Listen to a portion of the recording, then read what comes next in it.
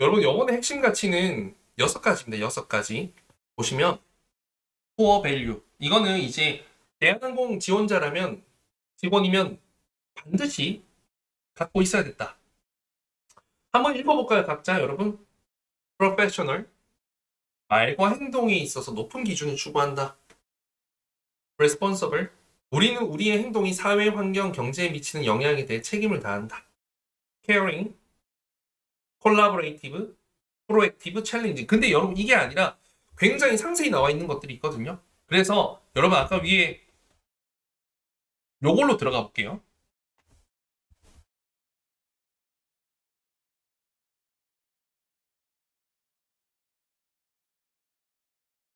이걸로 굳이 들어갈 필요가 없겠다. 그냥 제가 정리해둔 거 한번 말씀드려 볼게요. 여러분이 프로페셔널, 우리는 말과 행동에 있어 높은 기준을 추구한다. 좀 애매하죠? 제가 이걸 좀 풀어서 정리해봤는데요. 답변처럼. 자, 잘 들어보세요. 말과 행동에 높은 기준을 지켜요. 품격을 지키기 위해서.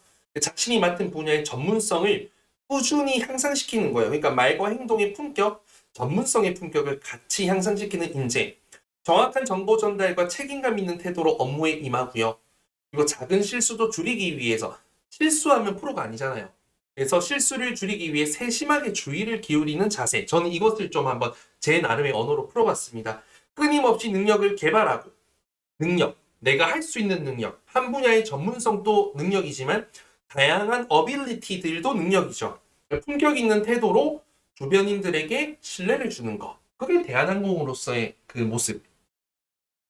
첫 번째 프로페셔널. 제가 이제 정리한 것입니다. 여기는 한, 둘, 셋, 넷, 다, 일곱, 여덟, 아홉, 열, 열한, 열둘, 열셋, 열넷, 열다, 열일곱, 스물, 20글자밖에 안 되는 걸 제가 300자로 늘린 거죠. 여러분들도 이런 부분들이 풀이하실 수 있어야 돼요. 여러분들이 면접을 잘 하시는 분들이라면. 사례 5가지. 자, 전문 지식을 습득했던 경험, 서비스나 안전 관련된 직무 관련 자격증 취득, 추가적인 어떤 교육 참여, 이런 부분들이 이제 여러분들 프로페셔널에 기여하는 부분. 근데 왜 해요? 내가 대한항공으로서의 서비스 안전 품격을 지키기 위해, 고객에게 신뢰를 얻기 위해 이런 노력을 하는 거죠. 꼼꼼함도 할 수 있어요. 오탈한 거, 오탈자, 실수를 최소화하기 위한 노력. 서류 작성이나 발표할 때 세부 작업 시 꼼꼼함을 내가 이제 살려서 검수했던 사례. 그래서 내가 대학 생활을 하면서 30번 발표했다면 그 중에서 제로인 거지. 내가 실수했던 경험이. 그걸 위해서 0%를 위해서 100% 노력하는 거. 대외 활동 프레젠테이션 이런 거 할 때도 되게 보이지 않는 노력이죠. 공인된 자리에서 정확한 정보 전달을 위해서 내가 얼마나 보이지 않는 곳에서 영상도 촬영하고 외우고 엄마 앞에서 할머니 앞에서도 답변 연습하고 했던 어떤 공인된 자리에서 어떤 보여지는 프로페셔널리티를 위해서 했던 노력. 자기 개발을 꾸준히 한 사례. 이건 능력을 늘리는 거야. 오랜 기간 영어나 중국어든 어학 실력을 향상시키거나 뭐 전문 서적을 꾸준히 공부해서 내가 지식을 넓히는 것도 프로페셔널이에요. 이 다 진취적인 성향의 소유자예요. 어떻게 보면. 현장 전문가에게 조언을 구하며 성장하는 거. 인턴십. 항공사 인턴십 했던 거 이야기할 수 있겠지. 현장 실습, 그리고 뭐 스승, 테디슨 같은 스승, 멘토 이런 사람들에게 피드백을 적극 반영하고 발전한 과정. 전문가로 성장하기 위한 노력이죠. 즉 여러분들이 현직자 인터뷰를 한 것도 되게 좋은 사례가 될 수 있다. 프로페셔널을 위해서. 한 분야의 전문가들 이미 내가 만나러 가는 거야. 지금 만나러 갑니다. 이마 잊기 마쇼. 그리고 두 번째는 리스폰서블. 자, 이거는 보시면 읽어보세요. 우리의 행동이 사회, 환경, 경제, 사회적 책임이에요. 거의 ESG 경영에 가깝죠. 그래서 이거를 여러분들 분명히 생각해내기가 어려울 거거든요. 그래서 제가 5가지 준비해왔습니다. 근데 저는 여기서 이제 경제까지는 우리가 가지 못하더라도 사회, 사회는 뭐예요? 커다란 사회도 사회지만 작은 사회도 사회예요. 스튜디오 테디라는 제가 학원을 운영하고 있죠. 이것도 사회예요. 내가 어디 스터디 팀원 스터디를 꾸리고 있어. 이것도 작은 사회예요. 그래서 저는 여기에 좀 착안해서 답변을 해봤었습니다. 일단은 환경에 대한 책임, 봉사활동, 사회공헌 경험, 지역사회 도움하고 기부, 환경정화 캠페인에 참여해서 사회에 미치는, 환경에 미치는 긍정적인 영향력을 실천하는 사례. 업무 중에서 실수 책임을 했어. 그러면 그걸 인정하고 해결하려고 노력하는 거야. 그리고 조치도 취하고 예방책도 마련하는 거죠. 세 번째는 환경보호를 습관화하는 거예요. 아까 앞서 말했던 이제부터 겹치는 미션에서 나왔던 것들도 꽤 나올 겁니다. 일회용품을 줄이고 텀블러 사용하고 재활용 열심히 하는 거. 이게 뭐예요? 환경에 미치는 영향을 책임을 다하는 거죠. 승무직과 별개같이 보이지만 대한항공에서 원한다. 금전 예산 관리. 자, 프로젝트는 회계 관리 시 투명하고 정확하게 했던 사례.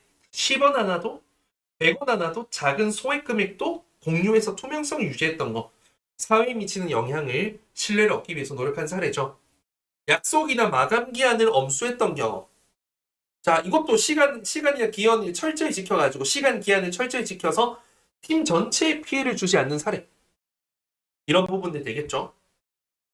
그러니까 뭔가 신뢰를 얻기 위한 여러분들의 노력, 그리고 환경에 긍정적인 영향을 끼치기 위한 노력, 내 주변 사람들에게 부정적이 아닌 긍정적인 영향을 끼치기 위한 노력. 이런 게 리스폰서블이다. 저는 이제 이거를 어떻게 좀 풀어내봤냐면요. 300자로. 자신의 행동이 사회, 환경, 경제에 미치는 영향까지 고려해서 스스로 책임을 다하는 거예요. 일을 맡았을 때는 끝까지 완수하려는 의지와 윤리의식을 갖추고 적어도 이 나쁜 행진은 아닌 거죠. 작은 실수나 결과에 대해서도 회피하지 않고 개선책을 모색하는 것. 비겁자가 아니라는 거죠. 제가 제일 싫어하는 인간 부류입니다. 더 나아가 타인과 공동체에 긍정적인 기여를 하고자 하는 태도. 리스폰서블만 보면 여러분들 무슨 말인지 모르겠지만 제가 이래 풀어보니까 알겠죠. 면접 답변이라는 건요. 절대 어렵고 추상적이고 와닿지 않으면 안 돼요. 이거 들으면 이해되잖아요. 이렇게 여러분들 답변하실 수 있는 능력이 필요하다. 레스폰서블이었고요. 세 번째 케어링입니다. 케어링. 읽어보세요. 이거. 우리는 제가 자꾸 이렇게 한 거 자꾸 뒷목이 요즘에 다 고장났습니다. 큰일 났어요. 큰일 났어. 건강관리 하는데 여러분도 중년이 되어 보세요. 중년이 되면 다 이래 됩니다. 케어링. 우리는 상호 존중과 배려를 바탕으로 직원과 고객을 대한다. 자, 이거를 저는 어떻게 풀어냈냐면 서로를 존중하고 배려하는 태도로 직원과 고객을 대하는 인재, 작은 말 한마디도 상대방의 입장을 헤아리고 감정과 상황을 이해하려는 노력. 탁월한 F네요. 탁월한 공감 능력과 온화한 대화 방식으로 상대가 편안함을 느낄 수 있도록 돕는 것이 핵심. 얼마 전에 티웨이 항공 쇼츠에서 T냐 F냐 했을 때 F가 15명이고 T가 2명인가 그렇던데 그만큼 승무원이 F가 많다라는 거죠. F가 아니어도 F가 되어야 한다. F가 아니지만 F처럼 보여야 한다. 요거 사례 5가지 한번 이야기해보면 감정 케어했던 경험. 고객이나 동료가 힘들어할 때 직접 상담해준 경험. 동료가 힘든 것도 상담해주는데 고객이 힘들어도 상담해줄 수 있는 거 너무 좋지 않아요? 사실 기내에서는 이게 어려울 수도 있겠지만 그거 할 수 있지. 뭐 긴 비행 시간이면 자주 오는 카페 단골 고객이면 시험 망해가지고 힘들어하는 사람이 있으면 아유 괜찮다. 저도 뭐 그랬던 적이 있다. 응원할 수 있지.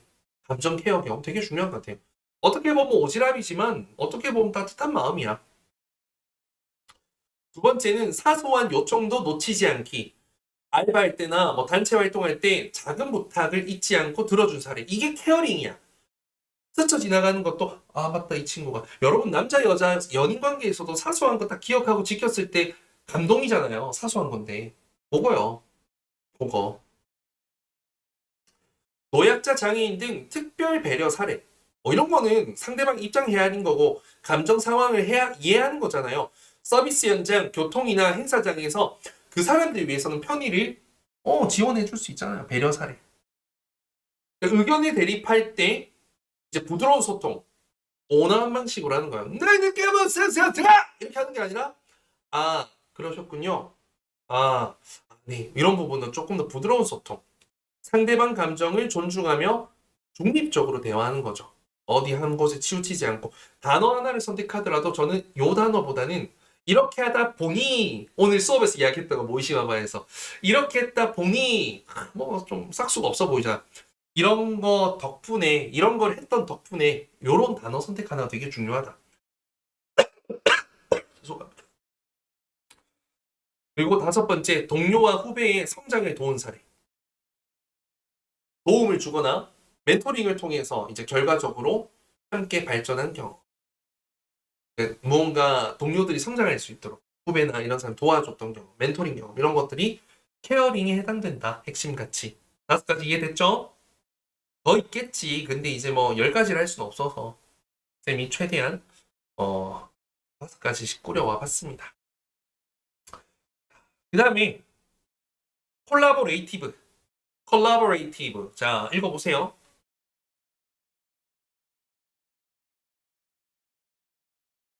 자, 제가 정리한 거는 개인의 역량을 더욱 강화하기 위해서 서로 협업하는 거예요. 내가 강해지기 위해. 내가 더 전문가가 되기 위해서 협업하죠.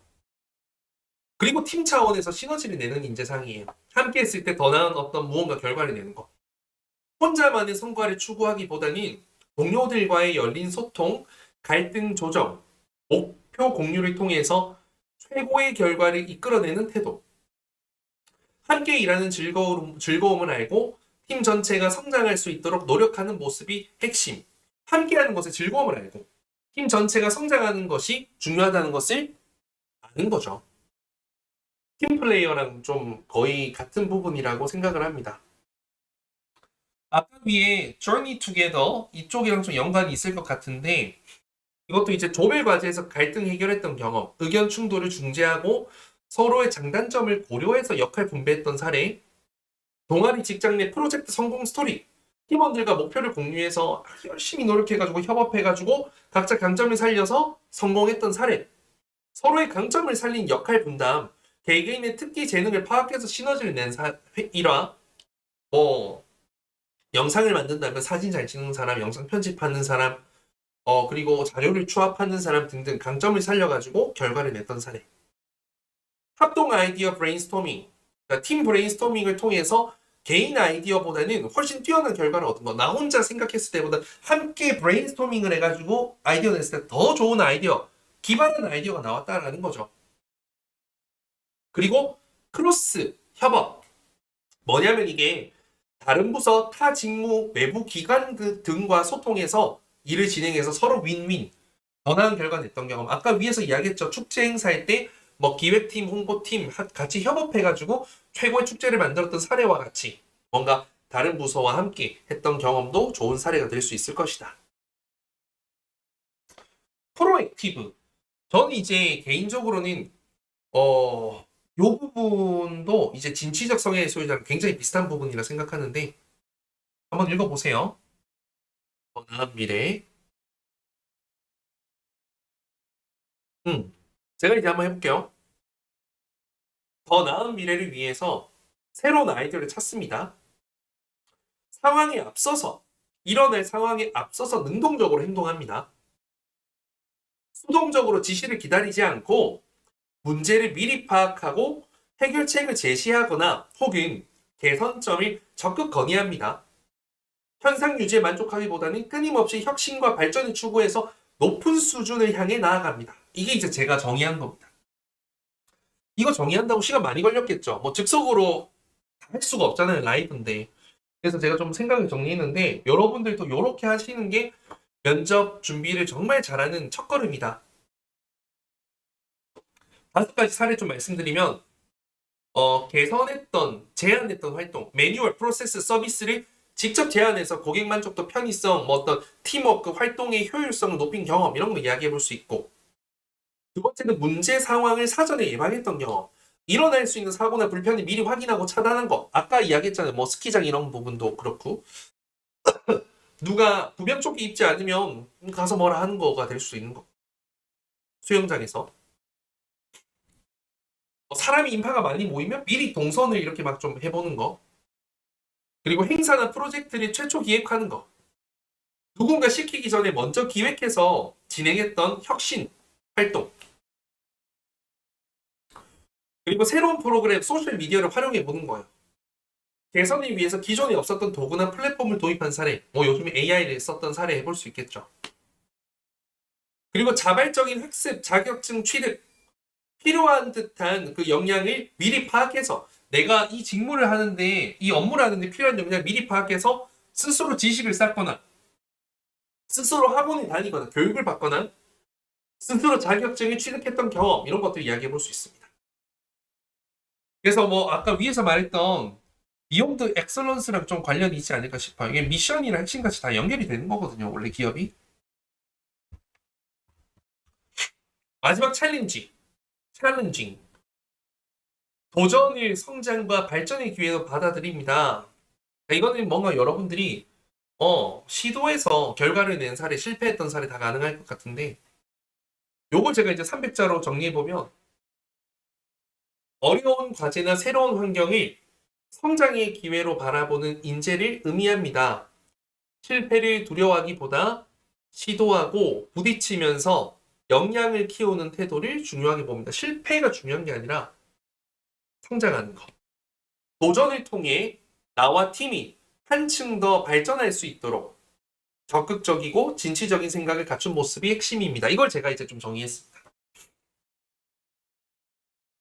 어떻게 알겠죠? 실패도 괜찮다라는 거예요. 실패해도.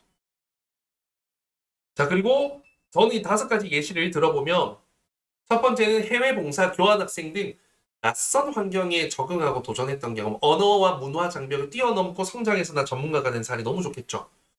공모전과 경진대회 정말 결과와 무관하게 도전 자체를 통해 배운 점이 중요해요. 고난도 업무 프로젝트 자발적 지원, 자원 혹은 갑자기 하게 되었던 거. 남이 꺼리는 어려운 과제를 맡아서 해결했던 경험. 팀 과제에서도 가능하고 회사 내에서도 내가 회계해 본 적이 없는데 도전했던 거 가능하죠. 왜? 나도 성장하고 회사에도 도움되니까, 동료에게도 도움되니까. journey together 되겠네요. 그쵸? 이렇게 이제 계속 뭐만 말하면 자꾸 연결해. 이건 challenging, 이건 caring, 이건 journey together, 이건 beyond excellence랑 프로액티브랑 같이 결집, 이런 게 될 수 있어야 돼. 네 번째는 새로운 취미 스포츠 도전. 예를 들어서 이제 마라톤 완주, 장거리 자전거 여행 등 새로운 의지로 성취했던 스토리. 마지막 5번째는 실패 후 재도전했던 거. 내가 한 번 떨어졌지만 결과가 안 좋았던 일을 다시 시도해서 성공했던 경험. 교환학생이 탈락했지만 자격증 취득해서 합격했던 경험. 재수 반수 등등등 이런 부분들이 되겠죠. 여기 챌린징. 한 단계 더 업그레이드, 높은 수준. 비욘드 엑설런스도 될 수 있을 것이고 연결은 많이 되겠네요.